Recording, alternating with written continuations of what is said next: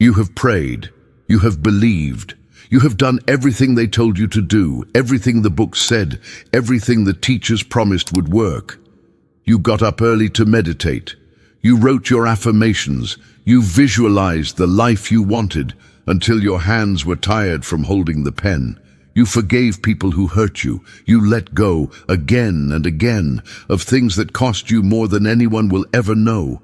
And still, somewhere deep in your chest, there is a heaviness that will not lift. You are not lazy.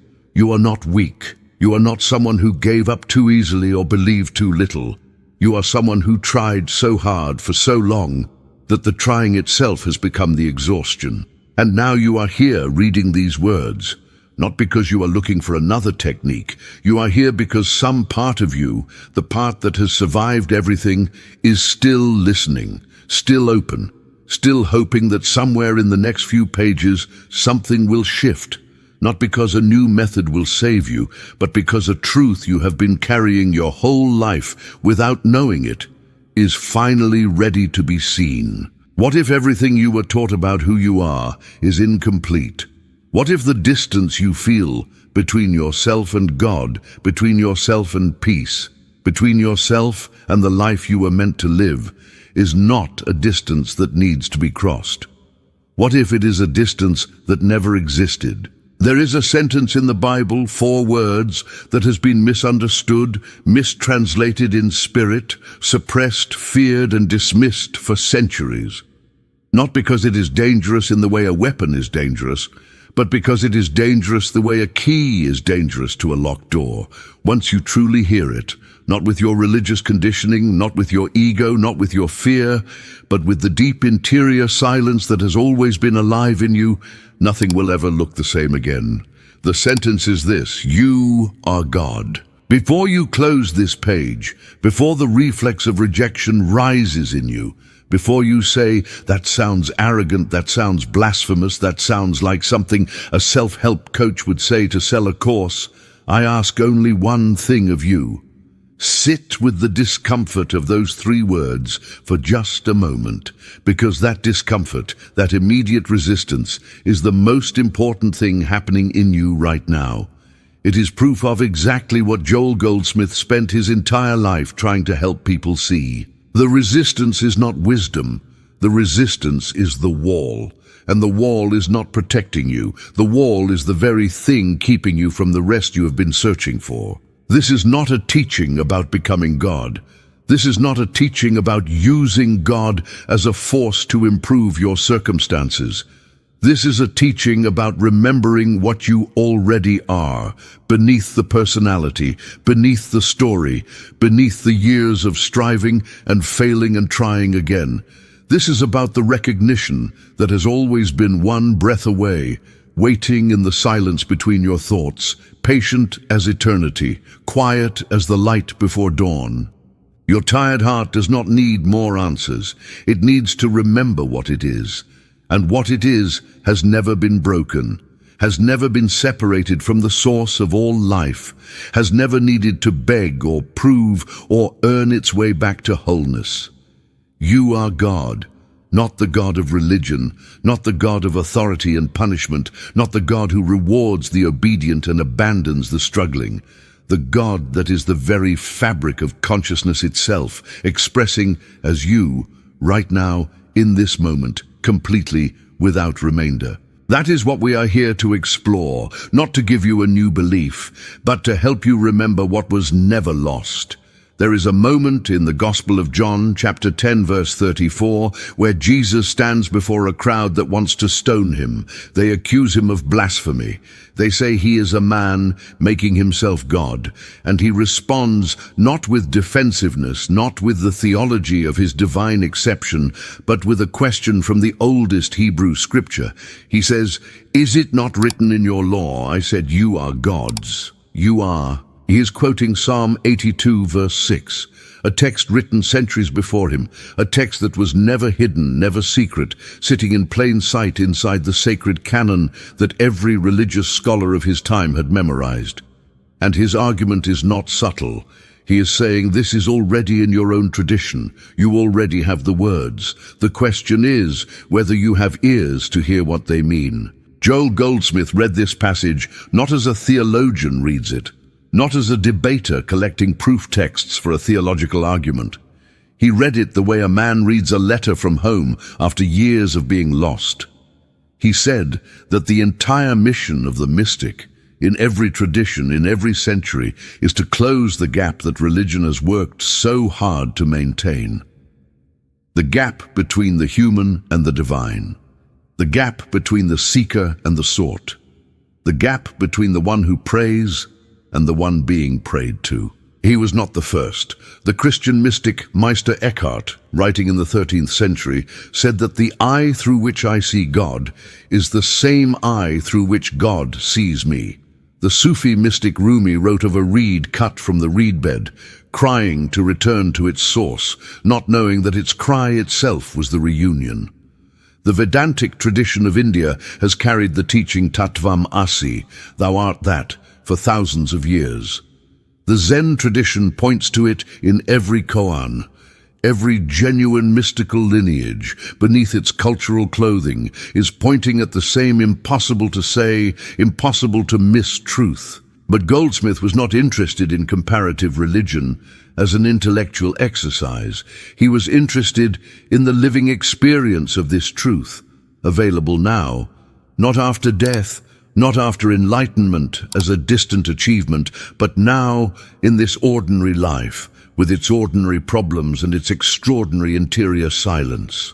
He taught that the sentence, "You are God," is not a theological statement about cosmology. It is not saying that the person, the name, the history, the ego, the personality that carries your name is identical to the infinite creator of the universe. That reading is the misreading. That reading is what makes the sentence sound like madness or arrogance. What it is saying in the language of direct interior experience is this: the consciousness that is aware in you right now, the awareness that is reading these words, the presence that is alive and attentive beneath all your thoughts and feelings and memories, that awareness is not separate from the consciousness that is the ground of all existence. There is not a God over there, and a you over here, and a bridge of prayer connecting the two. There is one consciousness, one awareness, one life, expressing itself as the particular form and personality you call yourself. When Goldsmith sat with a patient, he did not pray for their healing. He did not ask God to send healing from somewhere else. He rested in the recognition that the consciousness present in that room was already the fullness of divine life. And from that recognition, not from effort, not from technique, healing frequently occurred in ways that medicine could not account for. This is the context, not a declaration of ego inflation, not a license to stop being responsible, not a spiritual bypass of the real difficulties of human life. It is the most radical and the most gentle truth available to a human being. You are not a person trying to reach God. You are God, exploring what it is to be a person. And the moment that shifts from concept to recognition, everything changes. Not because the circumstances of your life instantly transform, though sometimes they do, but because you, the one who was experiencing the circumstances, is no longer who you thought you were. There is a reason this truth has been dangerous, not because it leads people into arrogance, as the critics of mysticism have always claimed, but because it dismantles something very powerful.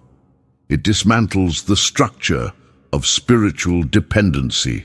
If you believe that God is elsewhere, if you believe that you are a sinner separated from holiness, that you are a limited human being who must earn access to the divine through correct behavior, correct belief, correct ritual, then you need intermediaries.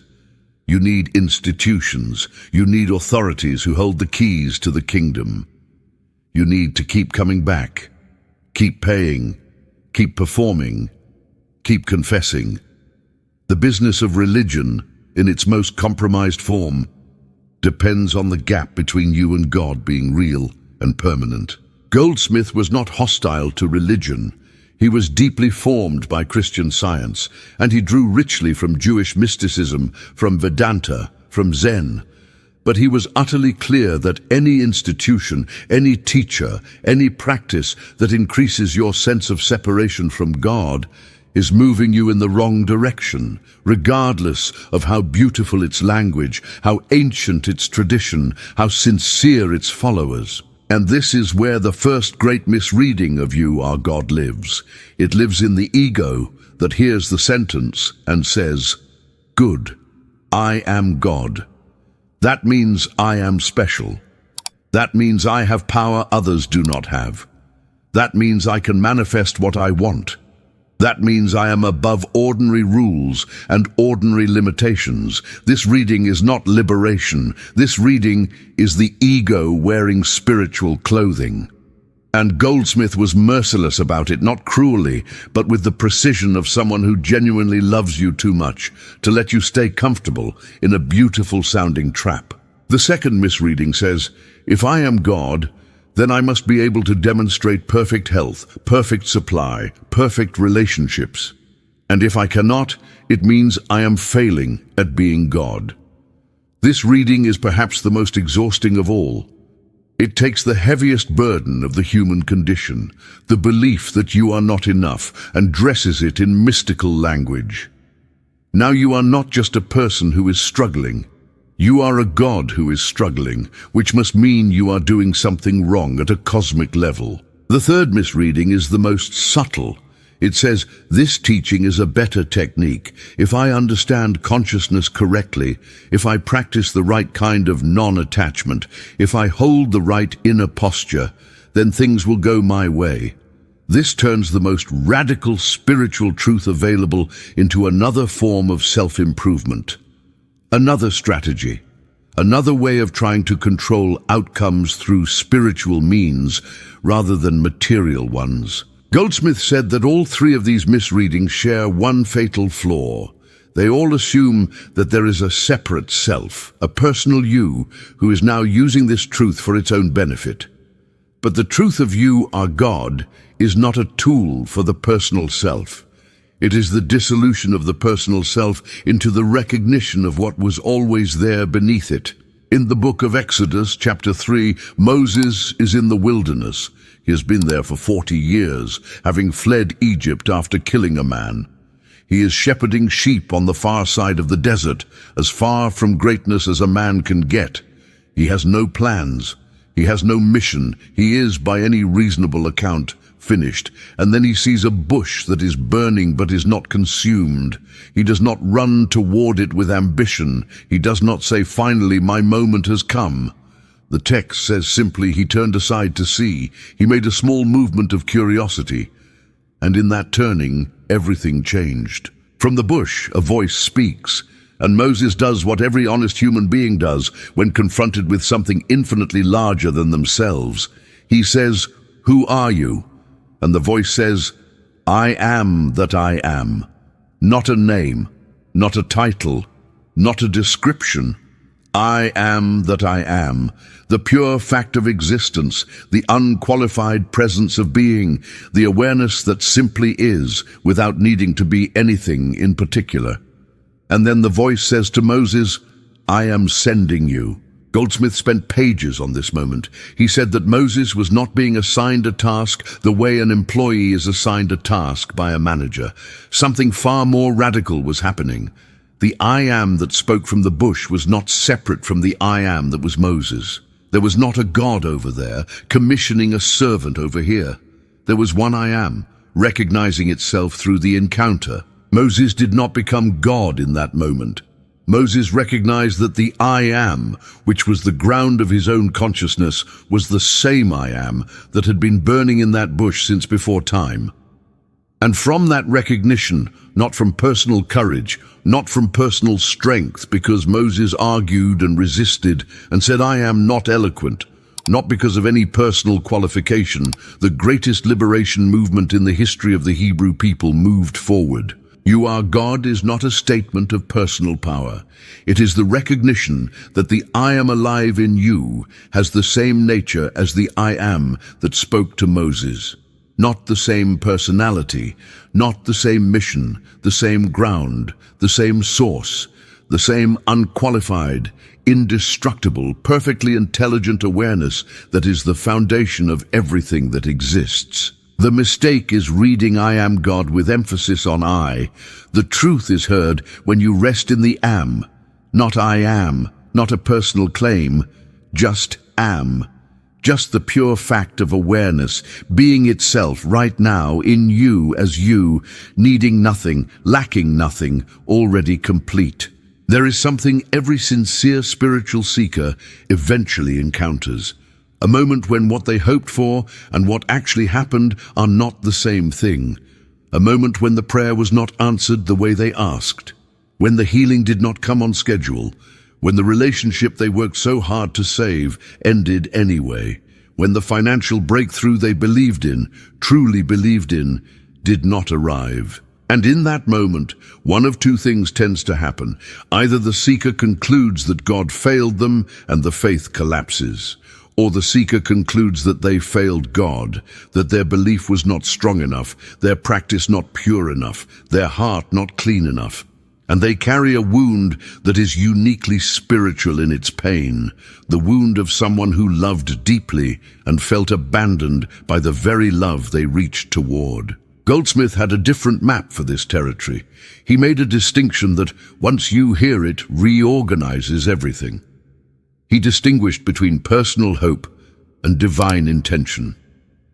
And he said, with the directness that made some people love him and others want to argue with him for hours, that most of what we call prayer is personal hope dressed in holy language. Personal hope says, God, I want this outcome. I believe this outcome is good. I'm going to ask you with great sincerity and appropriate humility to please arrange the circumstances of my life to produce this outcome. Personal hope is not bad. It is deeply human.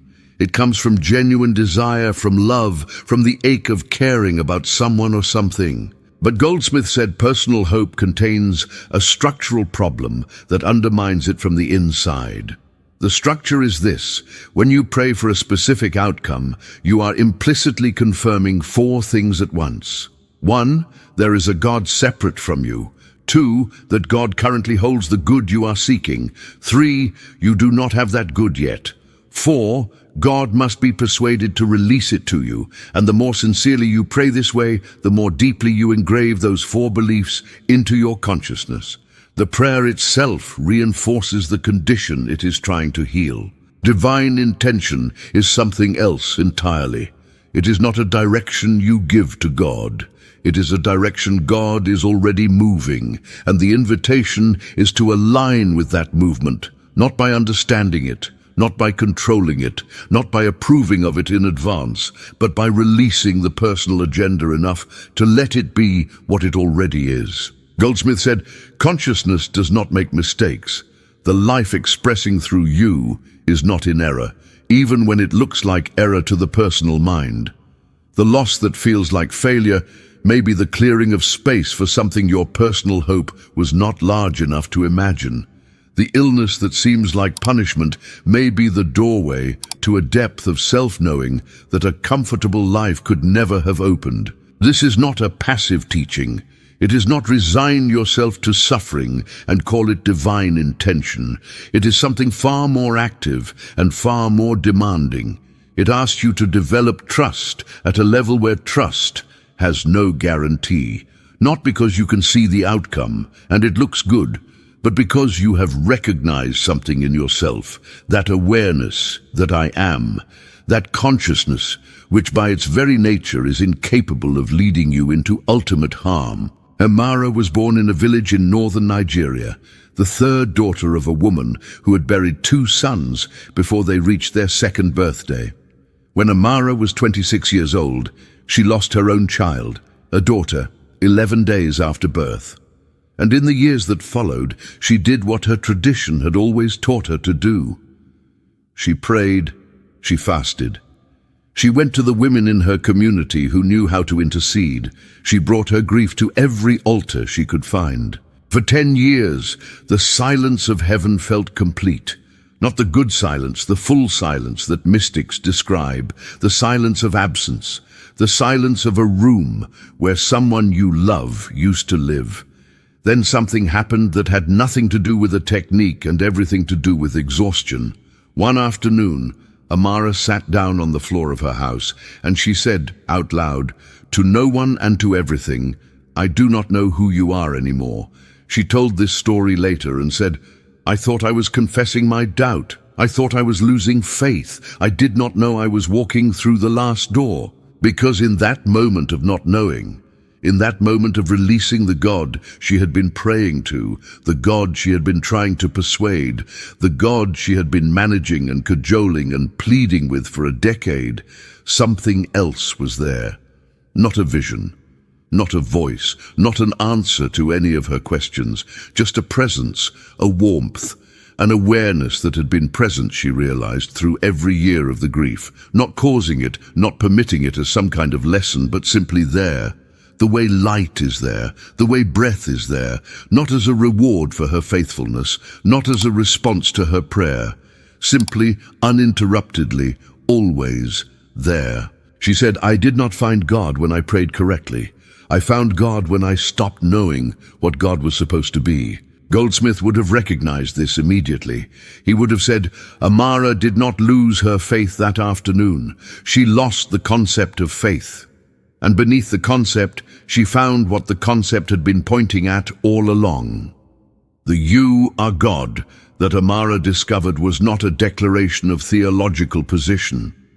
It was the recognition that the awareness alive in her, the awareness that had survived the grief, the awareness that was there when all her coping strategies had been exhausted, that awareness and the presence she had been praying to were not two things. The distance had been a concept, the reunion was a recognition, and no one can take that from her, not doctrine, not doubt, not the next wave of suffering when it comes. There is a version of inner guidance that has become very popular in spiritual circles. It goes something like this: be still, listen to your heart, your inner voice will tell you what to do. If it feels right, it is from God. If it feels wrong, it is from fear. Goldsmith had a great deal of patience with beginners on this path, and almost none for this version of inner guidance. Not because he disbelieved in the reality of divine guidance. He believed in it completely. But because this version almost always means listening to the desires, the preferences, and the fears of the personal self and calling them God. He made a distinction that cuts through the confusion with the clarity of a very sharp instrument. He distinguished between the voice of the personal self, which always speaks in terms of I want, I need, I fear, I hope, and what he called the still small voice, which does not speak about outcomes at all. The still small voice does not tell you what to do next. It does not give you a strategy. It does not confirm that your preferred outcome is the right one. The still small voice communicates something entirely different. It communicates the nature of what you are. It is not a directive. It is a recognition. It does not say, go left instead of right. It says, you are the awareness in which left and right both appear. And from that awareness, right action arises naturally, without planning, without effort, without the anxiety of a personal self trying to make the correct choice. This is the deepest implication of you are God. Not that you have access to divine guidance as a special service. Not that if you get quiet enough, God will tell you which job to take or which relationship to leave. But that the consciousness doing the choosing is already of the nature of divine wisdom. And when the personal layer of fear and preference is temporarily quiet, that wisdom moves through you the way water moves through an open channel. Goldsmith described two kinds of silence. He was very precise about this. There is the silence of avoidance, where you go quiet because the noise of your life is too much and you need a break. This silence is healing in the way that rest is healing. But it is not the silence he was pointing to. Then there is the silence of recognition, where you go quiet not to escape the noise, but to discover what is present when the noise is not defining you. This silence is not the absence of thought. Thoughts may still arise. It is the discovery that you are the awareness in which thoughts arise, and that awareness itself is silent, spacious, undisturbed, even when thoughts are loud. In that second silence, the you that is God does not give you a message. It reveals itself as your deepest identity. And from that revelation, living becomes different. Not easier in the sense of fewer challenges. Different in the sense that the one meeting the challenges is no longer a frightened personal self. It is the consciousness that knows itself to be the ground of all experience, encountering its own expressions without being overwhelmed by any of them. Elias was a graphic designer living in São Paulo, Brazil.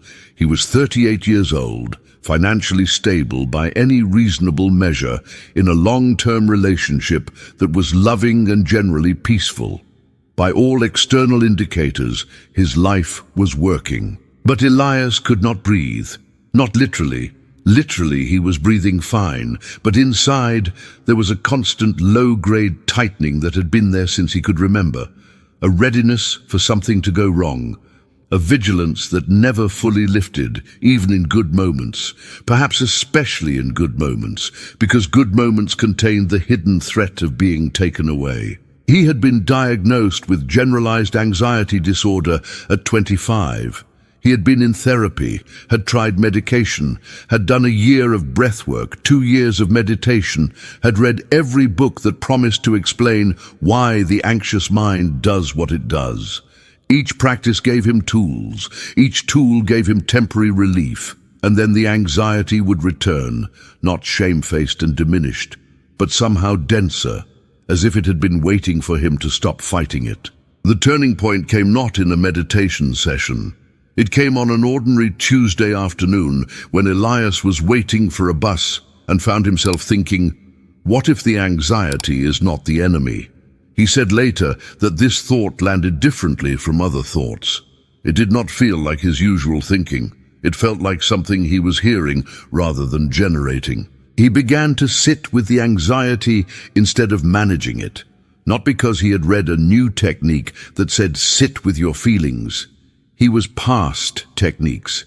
He sat with it because he was genuinely curious about what the anxiety actually was, not what it meant, not what it was telling him to do, but what it actually was as a phenomenon of consciousness. And what he discovered slowly over weeks of this strange interior attention was that the anxiety was a movement in awareness. It came, it intensified, it peaked, it subsided. It was, in other words, an object of consciousness, something that appeared in awareness, something that was witnessed, and the witness, the awareness doing the witnessing, was not anxious. The awareness was simply, quietly, steadily there. Before the anxiety, during the anxiety, after the anxiety. This discovery did not cure Elias immediately, but it gave him something no technique had given him, a place to stand that was not defined by the anxiety, a ground that the anxiety moved across but did not constitute. And from that ground, which Goldsmith would have immediately recognized as the ground of divine consciousness, the anxiety gradually lost its authority over his life.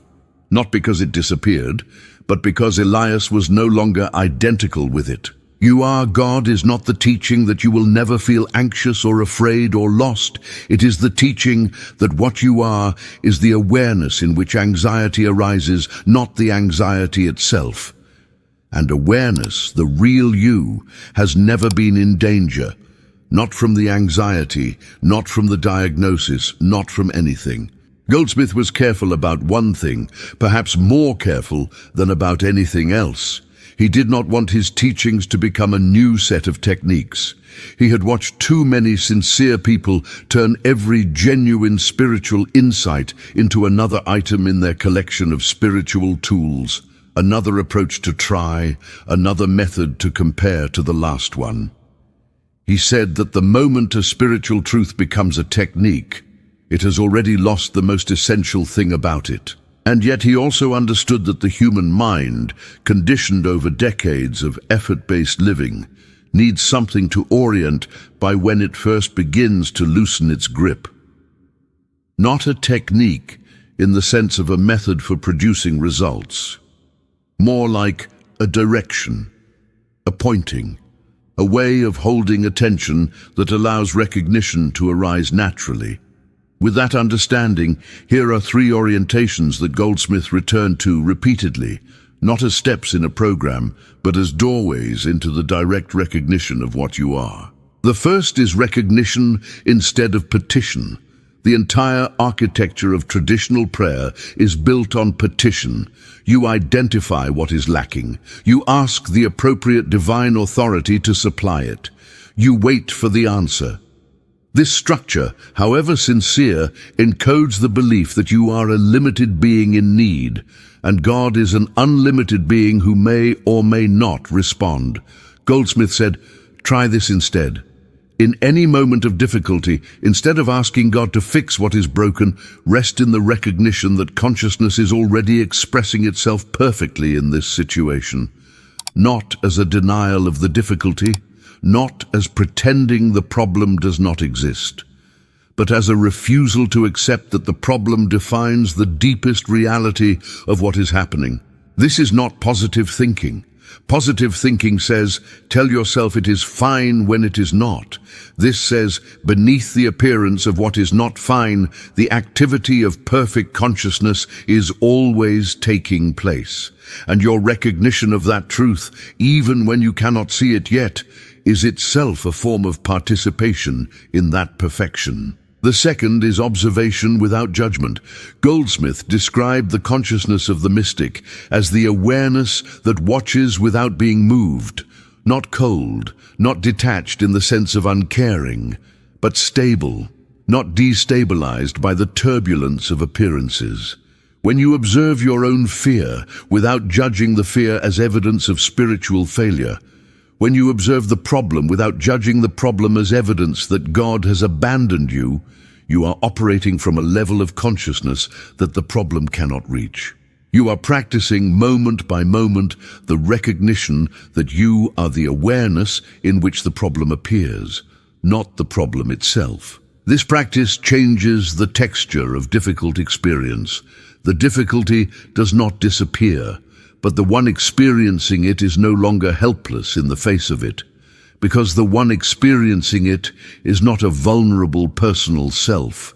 The one experiencing it is the consciousness that is larger than any single experience it contains. The third is conscious silence, not the silence of suppression, where you push down the noise of your mind, not the silence of distraction, where you replace one kind of noise with a quieter kind. The silence Goldsmith pointed to is the silence of returning to what is already present before thought adds its commentary. In that silence, you are not achieving anything. You are not becoming anything. You are recognizing what was already the case. The awareness that is the ground of your experience has always been there.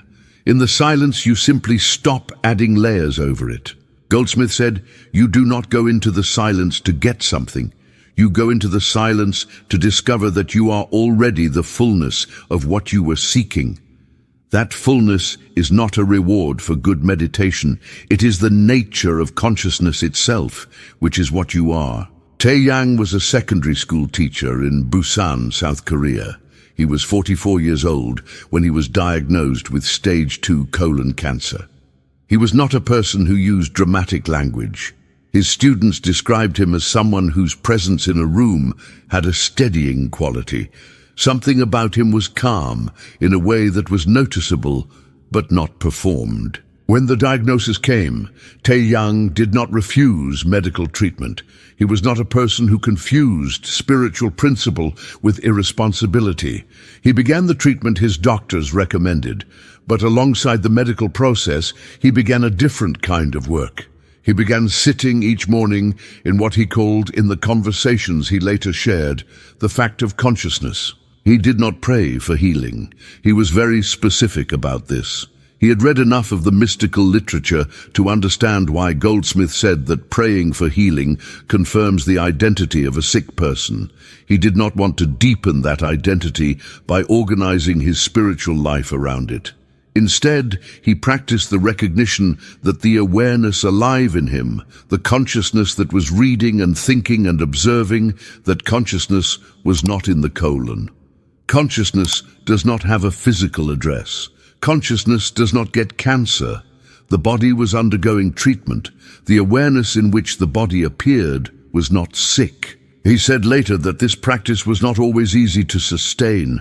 There were mornings when the fear was loud and the recognition was quiet, and the fear won for a while. He did not judge those mornings. He simply returned to the practice when he could. Returned to the recognition, returned to the silence where the illness was something that was happening, not something that he was. His oncologist noted at the 6-month review that Tai Yang's physiological response to treatment was unusual in its speed and completeness. She said she had no clinical explanation for how well the tissue was responding. At 14 months, the scans were clear. But when Tai Yang was asked afterward what he felt the most significant thing was that he had discovered, he did not say it was the healing. He said, "I discovered someone in me that could not die." I do not mean this in a religious sense about the afterlife. I mean, I found the part of my consciousness that was observing the illness, observing the fear, observing the treatment, observing the good news at the end, and that part had never once been touched by any of it. That is what I found. That is what I would not trade for anything, not even for the health, though I am very grateful for the health. This is the recognition Goldsmith devoted his life to pointing toward. Not a technique for producing physical healing, though healing sometimes follows the recognition, but the recognition itself. The discovery of the you that cannot be reached by illness. The you that is not a body having consciousness, but consciousness expressing a body. The you that is, in the most precise and literal sense, of the nature of God. Every genuine spiritual truth generates resistance, not because the truth is wrong, but because the truth is threatening to something in us that has organized its entire existence around a different story. When you have spent decades building your identity on the premise that you are a separate self in a challenging world, the teaching that says that self is not the deepest truth of what you are will not be welcomed without a fight. Goldsmith expected the fight. He welcomed it in his students because he said the arguments that arise in response to deep truth are not obstacles. They are the places where the truth is most needed. Here are the 4 arguments that arise most often, and what Goldsmith's teaching actually says in response to each. The first argument is that this sounds like arrogance. If I say I am God, am I not inflating myself to a level that is spiritually and morally dangerous? This argument comes from a genuine concern. The history of religion contains many examples of people who claimed divine identity and used it to justify harm. The concern is legitimate. But Goldsmith said, notice what arrogance actually is. Arrogance is the ego wanting to be recognized as superior to others. Arrogance requires a comparison. It requires another. The recognition of you are God in its true form does not compare. It does not say, I am God and you are not. It says, the consciousness alive in me is the same consciousness alive in you and in every living thing and in the ground of reality itself. This recognition, if anything, destroys the basis for arrogance by removing the separate self that arrogance depends on. You cannot inflate something that has no boundary. The second argument is, if I am God, why can I not change my circumstances?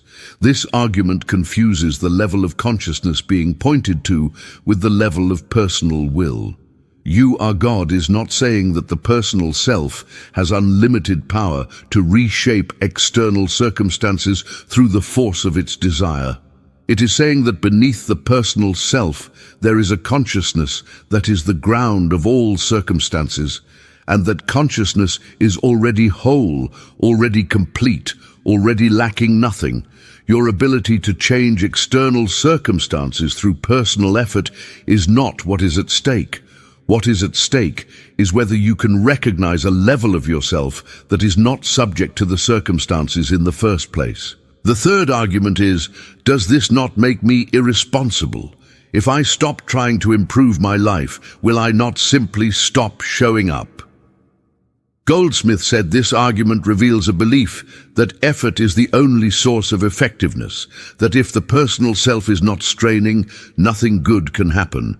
But divine consciousness, when it operates through a human being who has stopped blocking it with personal effort and personal fear, is not passive. It is precisely the most efficient and most creative force available.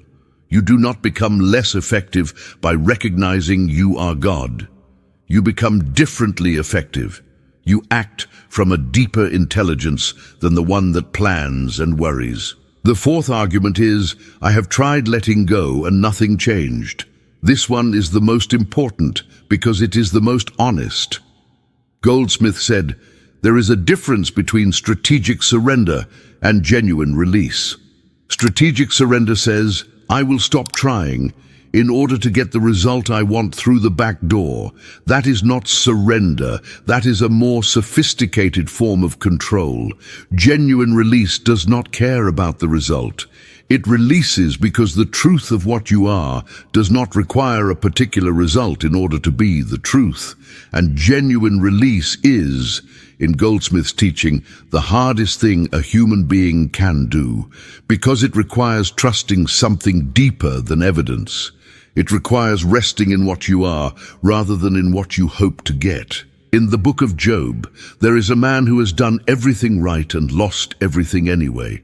His children are dead, his health is destroyed, his wealth is gone, and his friends, well-meaning and theologically educated, sit with him and explain at length why this must be his fault. God rewards the righteous and punishes the sinful. Job must have sinned. There is no other explanation that fits their theological framework. Job refuses this. With a courage that is almost shocking in its directness, he insists he has not sinned in the way they mean. He demands an audience with God. He wants answers. He wants the cosmic logic explained to him. He is not passive, not resigned, not peacefully surrendered. He is furious, and his fury is legitimate, and the text honors it. And then God speaks from the whirlwind, and God does not answer a single one of Job's questions. God does not explain the logic of suffering. God does not vindicate Job or condemn the friends or provide a theological framework that makes sense of what happened. God asks questions. Where were you when I laid the foundations of the earth? Have you entered into the springs of the sea? Can you bind the Pleiades or loose Orion's belt? Do you know it? Because you were born then. These are not rhetorical put-downs. Goldsmith read this passage with great care.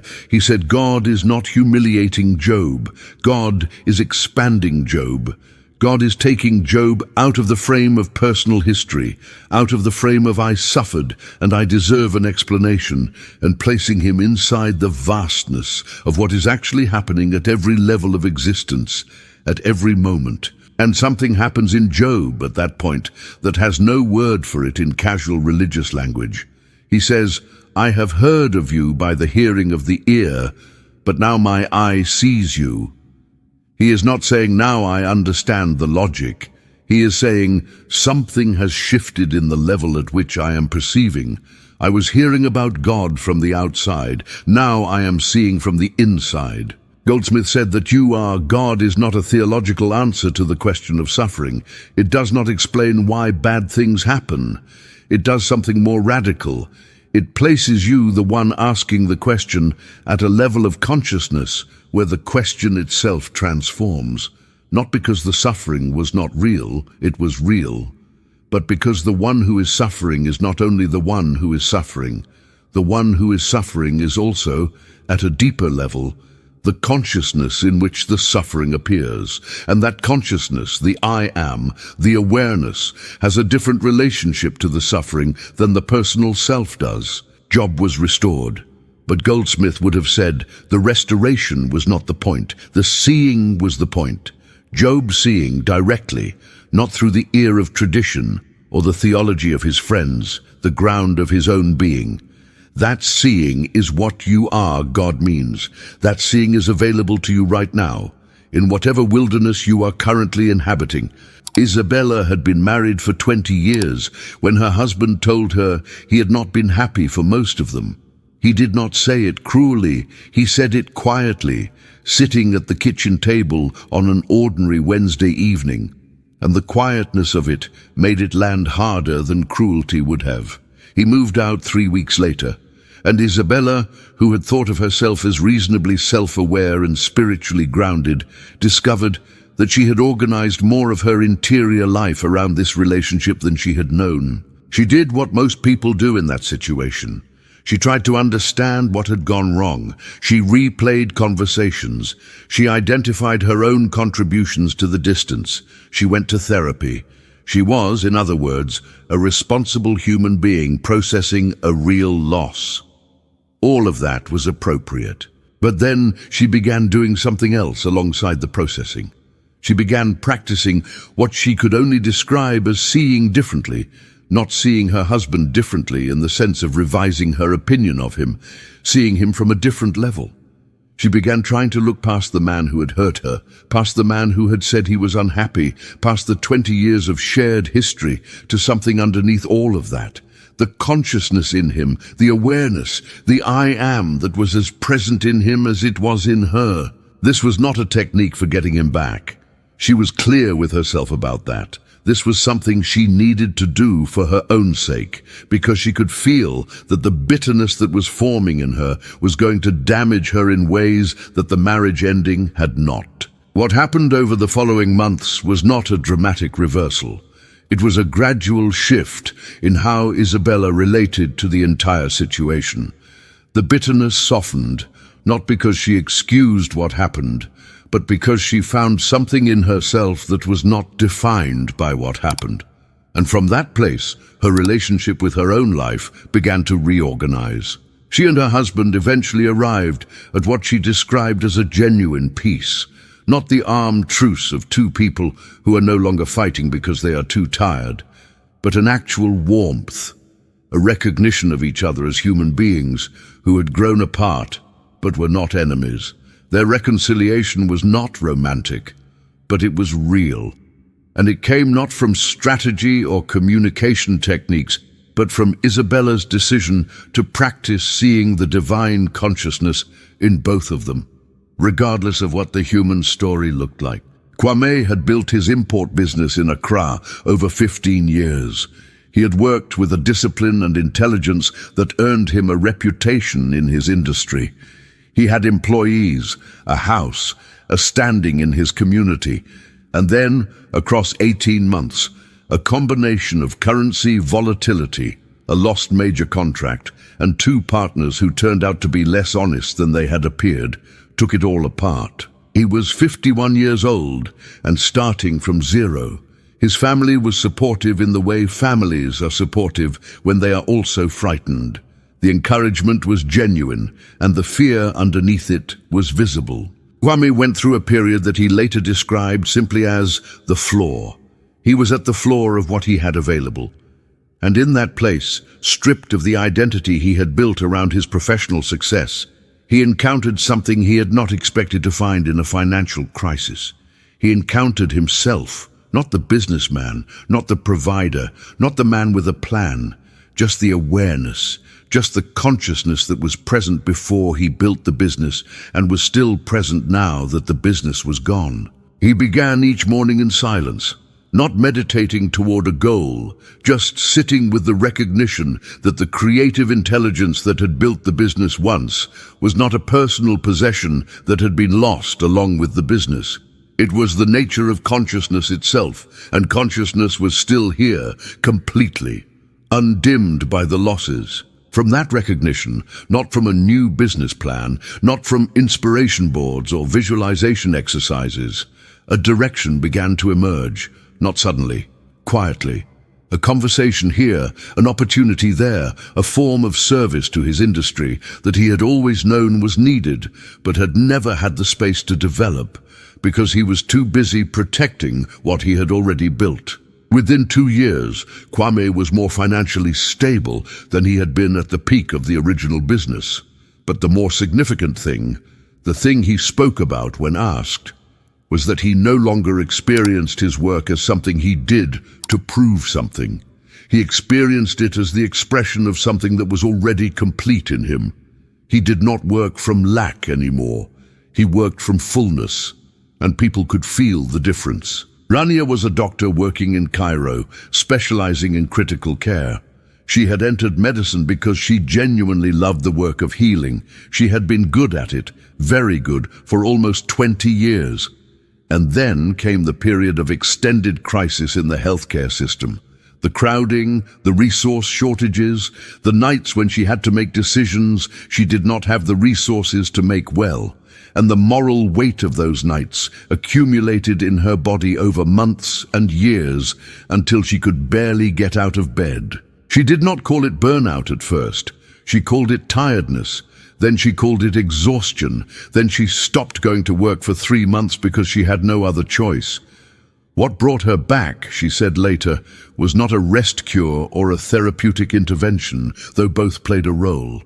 What brought her back was a shift in how she understood her relationship to the healing that happened in her ward. She'd been operating without knowing it as the agent of healing, the one responsible, the one who had to carry the weight of every outcome.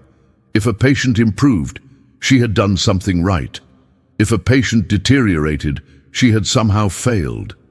The entire edifice of her professional identity was built on personal responsibility for outcomes, and when the system around her made good outcomes systematically harder to achieve, the identity collapsed. The shift came in a conversation with an older colleague who had been practicing medicine for 40 years and still loved it.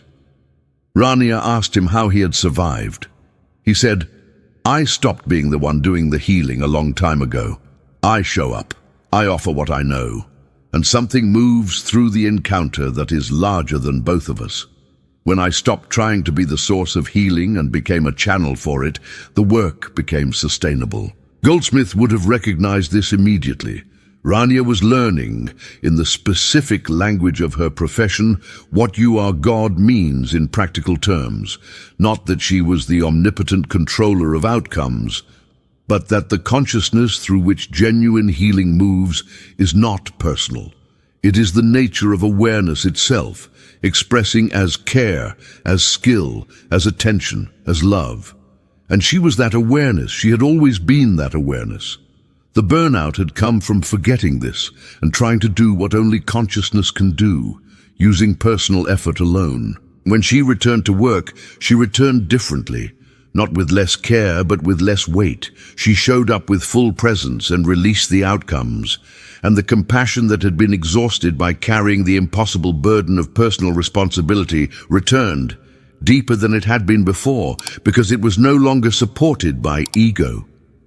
It was supported by the recognition of what she actually was. There was a period in my own life when the tools stopped working. I do not mean they stopped working a little, the way techniques sometimes need to be adjusted. I mean every approach I had trusted, every framework I had built my interior life around, went silent, not gradually, suddenly, like a power outage. I had been in the work of consciousness and spiritual inquiry for years. I knew the literature, I had sat with teachers, I had experienced moments of genuine recognition that had changed the quality of my life in lasting ways. And then came a stretch of time when none of that was accessible. When the practice that had always returned me to a sense of ground left me standing in the same place I had been before I started. When the silence I had cultivated felt empty in a way that was different from the good emptiness. It felt like absence. I tried harder. That is always the first response when things stop working. Try the same thing with more effort. Then I tried less hard because I had read enough to know that effort was often the problem. Neither approach changed anything. What changed things was not a new practice and not the right amount of the old practice. What changed things was a moment, an ordinary moment, sitting at a table with a cup of tea that had gone cold when I stopped having any relationship to the search at all. Not as a strategy. There was simply nothing left to do. No reaching toward, no releasing of reaching. Just the bare fact of sitting there, aware, present, with no agenda about what that presence was supposed to produce. And in that bare fact, something was recognizable that all the effort had been, in a strange way, obscuring. The awareness itself, not awareness of anything in particular, just awareness. Just the simple, clear, undemanding fact of being present. And that presence was not mine in the sense of a possession. It was not something I had achieved or found or returned to. It had been the ground of every single moment of the years of searching. I had been looking for it the way a man looks for his glasses while they are sitting on his face. You are God is not the conclusion of a spiritual journey. It is what was always already the case before the journey began, during every step of the journey, and at the end. It is not a reward for sustained practice. It is the ground of the practitioner. The search ends not because you have found something new, but because you have stopped adding distance between yourself and what was never absent. I cannot tell you when this will happen for you. I cannot give you the number of pages to read or the number of sessions to sit before the recognition arrives. What I can tell you is that it is not further away than the next breath. It is not larger than what is already alive in you right now. And the tired heart that brought you to this page is not evidence that you are failing. It is evidence that the personal self has been carrying something it was never designed to carry alone. And the invitation, right now, in this moment, is simply to let the awareness that has been here through all of it be what it is. There comes a point in this work, and Goldsmith was careful not to describe it as an achievement, because the language of achievement leads the ego immediately into a new project, where the recognition stops being something you practice and becomes something you simply live from, where the question of whether you are God or not becomes as strange as the question of whether you are breathing or not. Of course you are breathing. The question does not even make sense. In this state, and state is the wrong word, because it implies a condition that could be lost, but let us use it for now. In this recognition, life does not become frictionless. Problems still arise. The body still gets tired, relationships still require attention. The world still presents its full range of difficulty and beauty and complexity. None of that changes. What changes is the one meeting all of it. The one meeting the problem is no longer the frightened personal self whose entire identity is at stake in the outcome. The one meeting the problem is the awareness that contains the problem, the awareness that has space for the problem, the awareness that can look at the problem with curiosity and intelligence rather than terror and desperate grasping. Goldsmith described this as living from the inside out rather than from the outside in. Most people live from the outside in. Their sense of who they are is determined by what is happening around them. When things go well, they feel good about themselves. When things go badly, they feel bad about themselves. Their interior state is a mirror of their exterior circumstances. This is exhausting in a way that is so constant it stops being noticed. It becomes the default texture of human experience. Living from the inside out means the interior recognition, the awareness, the consciousness, the I am, is the stable ground, and the exterior circumstances are what arise within that ground, rather than defining it. This does not mean indifference to what happens. Goldsmith was never teaching indifference in the sense of not caring. He cared deeply. His work, his hours with patients and students, the intensity of his writing, all of it demonstrates a human being who cared profoundly. What he was teaching was a different kind of care, a care that does not depend on a particular outcome to remain intact, a care that can hold suffering with full presence without being destroyed by it, a love that is not conditional on the loved one behaving in the way the lover prefers. This is possible because love, at the level Goldsmith was pointing to, is not an emotion that rises and falls. It is the nature of consciousness itself. Consciousness is inherently warm, inherently attentive, inherently generous, not because it is trying to be, because it is. You are God is partly pointing to this. The you that you are, at the deepest level, is not a self that has love as a quality. It is love as a nature. It is awareness as a nature. It is wholeness as a nature. And people around you begin to notice something without being able to name it. There is something in the quality of your presence that is different. Not more spiritual in any way that can be demonstrated or described, just more present, less defended, less anxious about the outcome of every interaction. And that quality of presence, that spaciousness, creates an environment in which others find it slightly easier to breathe, slightly safer, to be honest, slightly more possible to set down their own weight for a moment. You are not trying to heal them.